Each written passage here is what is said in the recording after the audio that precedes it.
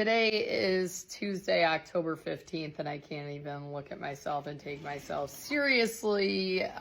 This is Spirit Week at school. Our homecoming is this weekend, and today is Character Day, and my FFA kids asked me, they texted me, I think it was on Saturday, and asked if I would be willing to dress up with them on Character Day. So we are Winnie the Pooh, and just to be fitting, I am Kanga.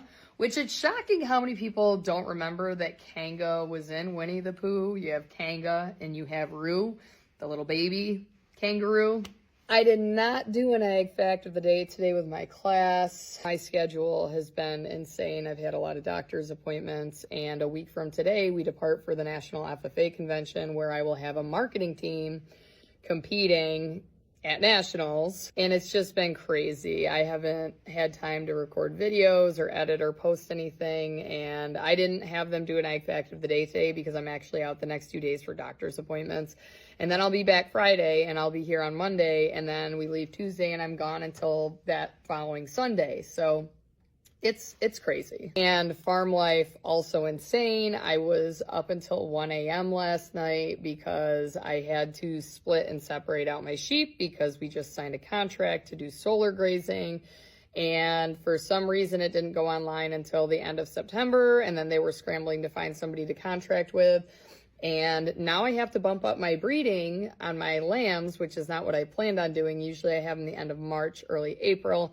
So life is just crazy right now. I had to go catch the sheep. They wouldn't cooperate. I had to call in the cattle dog. And I had to sit down and figure out who's going in what group, but I do finally have them separated. I got everything done last night. So hopefully the rams are at home right now as I'm making this, doing their job. But I will keep records of, because they both have marking harnesses on. I'll make a video later to show you, but I'm really hoping for some nice lambs this year. I mean, that's always the hope, right? But one of the rams I'm using, I'm a very big fan of. So anyway, let me show you some things in my room. My hydroponic system that I set up like 3 weeks ago has just exploded. Again, I wasn't here last Wednesday. I was here Thursday. I was not here Friday, and we had a 3-day weekend.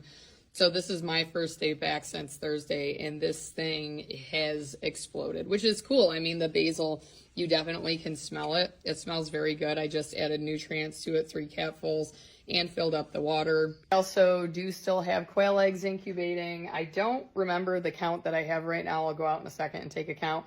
I have one that hatched during third period that is still kind of wet. I'm waiting for it to dry off. So by the end of the day, it will be moved into the brooder out in the animal side of the barn. And then these are the eggs that our quail, you can't see them.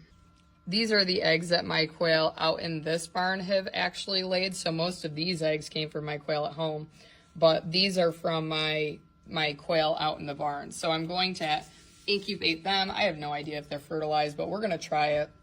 And maybe we'll be able to sell some quail to some students if they want to start up a project. As far as animal things are concerned here, super exciting news. One of our chickens finally laid her first egg, so she was out of our hatching project from last year. I think it's a full cream leg bar because the egg was very blue. I'll show it in a video in a second.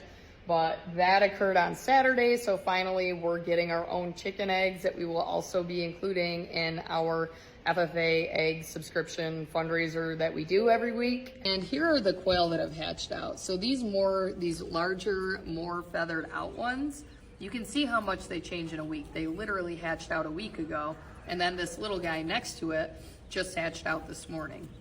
So they grow astronomically in a week's time, and pretty soon we're gonna have to move these guys out because the problem is going to occur when they start flying.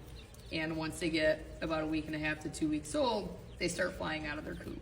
And there she is, trying to do her business. I'm gonna toss some hay in there later, but yeah, I think that's the one that laid our egg. And this is what it looks like. So I would say pure cream leg bar with pretty decent certainty. Now we don't have a cream leg bar rooster here. Our silkies are actually in with those standard laying hens, but I do have leg bar roosters at home. So if the school wanted to start, if the FFA chapter wanted to start their own leg bar breeding group, definitely something that could happen. But that's it for today.